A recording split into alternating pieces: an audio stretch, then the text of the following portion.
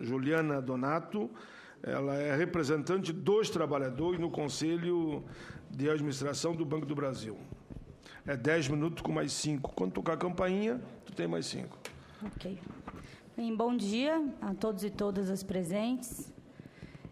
Eu gostaria de, em primeiro lugar, parabenizar o senador Paim pela iniciativa, porque, como dito aqui, por ele próprio e pelo David que me antecedeu, esse é com certeza um debate que interessa a toda a sociedade brasileira, né? Nós estamos falando do nosso patrimônio, né?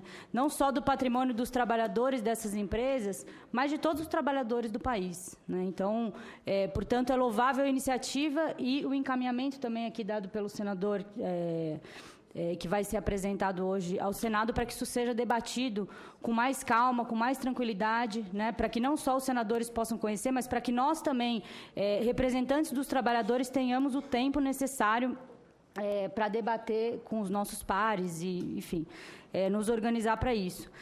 Acho lamentável que isso esteja tramitando em regime de urgência, exatamente por esse motivo, né? Porque não possibilita esse debate. Acho que isso só já seria um motivo para nós sermos contrários a esse projeto, né? Essa forma de debate ou não debate é antidemocrática, né? Portanto, por esse motivo, nós ontem estivemos reunidos, nós temos composto um fórum dos representantes dos trabalhadores nos conselhos de administração, né, das empresas públicas aí de economia mista, e ontem nós estivemos reunidos e tiramos aí já um posicionamento desse fórum contrário ao PLS 555, né? Em primeiro lugar, pelo regime de urgência, por não haver um debate, né? Mas, além disso, eu creio que é necessário que a gente entre no conteúdo, né, da proposta, porque entendo eu que é uma proposta muito ruim e que ameaça o futuro de todas as empresas públicas brasileiras. Eu acho que, para esse debate, a primeira coisa que a gente precisa se perguntar é qual é o papel das empresas públicas? O que diferencia uma empresa pública de uma empresa privada? Na minha opinião, essa diferença não se dá somente por quem detém o controle acionário da empresa. Isso é algo fundamental, mas não é a única condição, né? Uma empresa pública, ela deve servir a fins públicos, ela deve ter uma função social. Ela se diferencia das empresas privadas porque essas últimas têm como sua finalidade principal o lucro. Não é assim para as empresas públicas. As empresas públicas devem servir aos trabalhadores. Elas devem servir ao desenvolvimento do país voltado à maioria da sua população, que são os trabalhadores que produzem toda a riqueza do país. No caso dos bancos, por exemplo, o que seria cumprir uma função pública? Seria, por exemplo, fornecer crédito a juros baixos para os trabalhadores que precisam desse crédito, como, por exemplo, faz o BNDES para as grandes empresas, né? Hoje, as grandes empresas têm crédito com juros muito mais baixos, incrivelmente mais baixos, do que os trabalhadores brasileiros nos bancos também públicos, como, por exemplo, o Banco do Brasil e a Caixa Econômica Federal, né? Seria, por exemplo, financiar a agricultura familiar. O Banco do Brasil, que hoje tem uma função bastante ligada, né, deveria ter uma função de financiar a agricultura no país, hoje privilegia muito mais o financiamento ao agronegócio do que, por exemplo, a agricultura familiar. Seria, por exemplo, atender com qualidade a população que precisa, né, ser atendida num banco. O Banco do Brasil hoje faz o contrário disso, né? O Banco do Brasil, infelizmente, eu sou conselheira de administração da empresa, né, sou trabalhadora dessa empresa e não infelizmente eu tenho que dizer que o Banco do Brasil cada vez mais atua como um banco privado, que assim como os outros bancos privados, Itaú, Bradesco e todos os outros, cada vez mais expulsam a população pobre das agências para poder atender os grandes grupos econômicos. E isso não é cumprir uma função pública. Infelizmente, as nossas nossas empresas públicas, especialmente o Banco do Brasil, estão tendo esse destino. Na sua relação com os seus trabalhadores, isso também acontece, né? São bancos que hoje praticam, por exemplo, o assédio moral para obrigar os seus trabalhadores a vender esses produtos, empurrar esses produtos que a população brasileira não precisa. E esse é um papel que se afasta muito de um banco público. E eu acho que é muito relevante esse debate que nós estamos fazendo aqui hoje, porque eu creio que esse projeto de lei, ele tem como objetivo estender para todas as empresas exatamente o que vem acontecendo hoje dentro do Banco do Brasil, né? Para a Caixa Econômica Federal e todas as outras empresas, né? E por isso eu acho que esse projeto tem que ser derrotado. Mas eu queria entrar em um outro debate, porque eu creio que, quer dizer, é parte do mesmo debate, mas eu acho que é muito importante a gente encarar as coisas como elas são, né? E eu acho que essa medida, esse estatuto, apesar de ter como pretexto, né, essa questão da governança, né, que eu acho que é uma questão extremamente relevante, né, a questão da governança nas empresas públicas, a transparência, enfim, todas essas questões, mas eu creio que esse não é o objetivo central desse projeto, né. E eu acho que a gente precisa encarar o que está por trás dele, né, que, na verdade, é um objetivo de realmente privatizar as nossas empresas, né. Eu acho que isso, com certeza, faz parte, não é à toa que ele faz parte da Agenda Brasil, né, que é um verdadeiro pacto de governabilidade, né. Hoje, infelizmente, há um acordo entre a presidência do Senado e o governo federal para tocar uma série de medidas como parte desse ajuste fiscal, né, que tem significado um ataque muito grande aos trabalhadores, com todas as suas medidas, né. E isso tem como objetivo engordar o superávit para pagar os juros da dívida pública, né? Esse é o objetivo central desse projeto, assim como todas as outras medidas da Agenda Brasil. O debate das privatizações, ele teve um papel bastante importante nas eleições presidenciais no final do ano passado, né? Que foram eleições extremamente polarizadas, né? Especialmente o segundo turno. E eu me lembro muito bem, né? Porque eu trabalho no Banco do Brasil, então esse debate esteve bastante presente, né?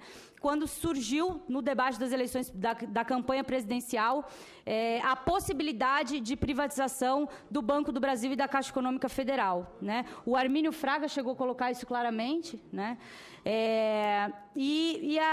Na época a candidata, né, Dilma, disse que defenderia as empresas públicas, né, enquanto o candidato Aécio seria aquele que privatizaria as empresas públicas. A exemplo do que fez o PSDB ao longo dos 2 mandatos do governo Fernando Henrique, né?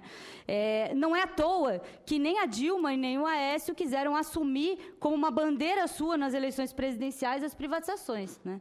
Isso tem a ver com o fato de que a maioria da população brasileira é contra as privatizações, né? É contra a entrega do patrimônio público.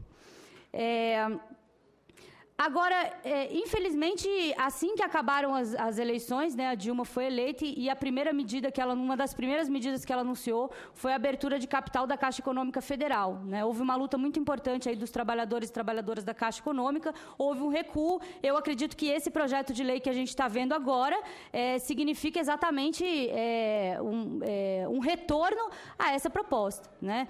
Porque não vejo o objetivo de transformar as empresas em sociedade anônima a não ser a abertura do seu capital, né? Colocar as ações à venda e abrir o capital das empresas. Essa questão das privatizações é uma questão muito séria, né, e que teve muito presente, foi o centro, na verdade, um dos centros aí da política econômica nos 2 mandatos do governo Fernando Henrique, né? Nessa onda privatizante aí que a gente viveu, foram vendidas, né, desde 1990, 122 empresas estatais, né? E, dentre elas, empresas gigantescas e estratégicas, como, por exemplo, a Vale do Rio Doce, né, que é uma das maiores produtoras e exportadoras de minério, que foi vendida por um preço irrisório de cerca de 5 bilhões de dólares, né? Agora, com toda essa privatização que existiu durante o governo Fernando Henrique, a gente ainda tem cerca de 150 empresas estatais no país e que cumprem papéis extremamente relevantes, então os setores essenciais, como, por exemplo, petróleo, energia, comunicações, gestão de portos, aeroportos, setor financeiro, saúde, tecnologia agrícola, abastecimento, enfim, uma série de setores envolvendo aí mais de 460 mil trabalhadores permanentes e cerca de mais de 300 mil empregados temporários ou terceirizados, né? Então, nós estamos falando de um patrimônio estratégico e de muitos, milhares e milhares de trabalhadores envolvidos, né? E depois de 2002, né, depois do fim do governo Fernando Henrique, embora não tenha sido o centro da política do governo, não tenha aparecido com tanta evidência, né, mas sob outras formas também foi aplicado, as privatizações continuaram de uma outra forma, né, o nosso patrimônio continuou sendo atacado. Então, a gente viu, a partir de 2004, as parcerias público-privadas, né, no setor financeiro, também em 2004 foi vendido o Banco do Estado do Maranhão, o Bradesco comprou, né? Em 2005, o Banco do Estado do Ceará foi alienado também para o Bradesco. Em 2007, o sistema de concessões foi absorvido pela Agência Nacional de Transportes Terrestres, né? Então, a gente teve uma licitação de vários mil quilômetros aí de rodovias federais. Em 2008, o leilão da hidrelétrica de Jirau, no Rio Madeira. Em 2011... a gente teve a lei que possibilita a abertura do capital do Correio, que é exatamente uma transformação em SA, exatamente como prevê esse projeto de lei que a gente está vendo agora. Em 2013, um fato bastante relevante foi o leilão do Campo de Libra, né? E por esse campo aí foram pagos 15 bilhões, né? E a avaliação é de que o petróleo retirado poderia render algo como 3 trilhões, né? No Banco do Brasil, a gente teve, em 2013, o aumento da participação estrangeira de 20% para 30%, o Banco do Brasil, que já é uma empresa de capital aberto. E agora, em 2015, como eu disse, no começo do ano, a ameaça de abertura de capital da Caixa, e agora nós temos planos de privatização de empresas do setor elétrico, como, por exemplo, a CELG, né, a Companhia Elétrica do Estado de Goiás, que nós debatíamos ontem, já está sendo feita uma campanha aí contra a privatização da companhia, que já tem o seu leilão aí marcado para o final do ano, né? Já tem data marcada para novembro, né? Então, eu creio que isso também nos coloca uma reflexão, né, de que tudo que a gente viveu na década de 90 e que continuou dessa forma, assim como na década de 90 foi combatido, também deve ser combatido agora. Porque, como eu disse no começo, nós estamos tratando do patrimônio da sociedade brasileira, né? Nós estamos falando dessas empresas que nós ajudamos a construir e, como eu disse, tem que cumprir uma função pública, uma função ligada à maioria da população, né? O desenvolvimento do país para a maioria da população e não para uma meia dúzia de banqueiros, que é o que a gente está vendo hoje, né? E caso esse projeto de lei seja aprovado, infelizmente, quem vai ser favorecido de novo vai ser o capital financeiro, as grandes empresas, que vão poder se beneficiar comprando ações dessas empresas lucrativas e estratégicas, que são as empresas públicas brasileiras. Por todos esses motivos, além dos que o David já expôs aqui, né, em relação às mudanças que ocorreriam aí na direção das empresas, enfim, eu acho que é uma tarefa nossa. Eu acho muito relevante essa audiência pública. Acho muito importante que nós façamos um debate aí com os senadores e senadoras, né, para tentar convencê-los de quão prejudicial será para a população brasileira a aprovação desse projeto. Mas acho muito importante que nós aproveitemos, embora com a urgência toda com que esse projeto está sendo submetido à aprovação, que nós, trabalhadores e trabalhadoras, eu vejo que há várias organizações presentes, né? Aqui está presente a CUT, está presente a FUP, vários sindicatos de bancários do país que eu já estou vendo aqui, né? E outros que eu não devo conhecer.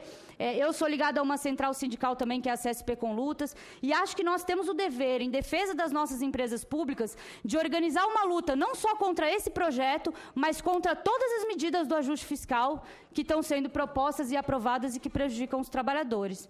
Acho muito importante que nós apontemos mobilizações que vão contra esses projetos, né? Eu acho que o desafio das organizações dos trabalhadores hoje deve ser de organizar uma greve geral no país. Nós, bancários, agora já estamos em período de campanha salarial e acho que essa questão questão do Estatuto das Estatais deve entrar como bandeira da nossa campanha salarial. Os petroleiros, a mesma coisa, estão em campanha salarial e já tem um indicativo de paralisação para a semana que vem. Os nossos companheiros dos Correios estão em greve também, né? Os servidores públicos federais, diante das medidas anunciadas pelo governo federal na semana passada, né, que além de cortar mais bilhões e bilhões do orçamento, ainda prevê o adiamento, né, o parcelamento e adiamento no resto dos servidores, também estão chamando uma paralisação para amanhã. Então, eu acho que o nosso dever, como representantes dos trabalhadores, é unificar todas essas lutas e todas essas mobilizações, né? Porque esse governo, quando ele assume para si a tarefa de atacar os trabalhadores, eu acho que ele assume que ele está sendo também o nosso inimigo e que eu acho que precisa ser derrotado junto com esses projetos que estão sendo propostos. Acho que isso fica como tarefa para nós, todas as organizações da classe trabalhadora que estão aqui presentes. Obrigada. Tudo bem, Juliana Donato, que fez duas críticas, como eu faço, pontual ao governo, né? Pontual ao governo. Não é que a gente esteja na linha daqueles que querem destituir o governo. Mas a crítica pontual tem que ser feita de tudo aquilo que os trabalhadores discordam. E quando eu faço essa crítica pontual, alguns acham que eu quero o fim do mundo. Ninguém quer o fim do mundo. As críticas são pontuais no sentido de que o governo mude o rumo e acerte o passo. O que a gente quer é isso.